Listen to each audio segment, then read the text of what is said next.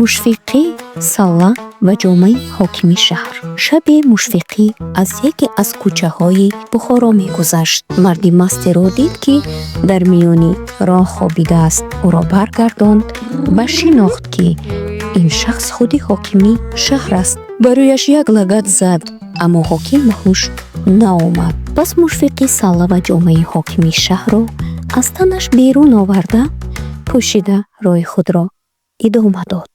субҳ вақте ки ҳоким ба ҳуш омад, нимбараҳна ба идорааш рафт ва ба зердастони ҳайрони худ чунин гуфт: шаб аз хонаи ман салла ва ҷомаамро дуздиданд. ба кӯча бароед, ҷустуҷӯ кунед. агар дуздеро бо либоси ман бинед, зуд назди ман биёред. хидматгорон кӯча ба кӯча гашта, билохира ба мушфиқӣ дучор шуданд, ки бо саллаву ҷомаи ҳоким мегашт. ӯро бетаъхир ба идора оварданд. чӣ гуна либоси ман ба дасти ту афтод? эй ҷаноби гиромӣ ва покдоман, мақолае ҳаст, ки мегӯяд: аввал пурс, баъд бикуш.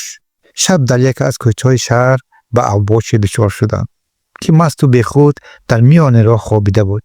ман салла ва ҷомаашро гирифтам.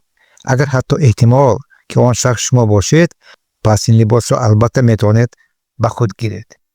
ҳокими соҳибобрӯ, ки намехост ба мастӣ муттаҳам гардад, салла ва ҷомаашро ҳамчун либоси он овораи ношинос ба худи мушфиқӣ вогузошт.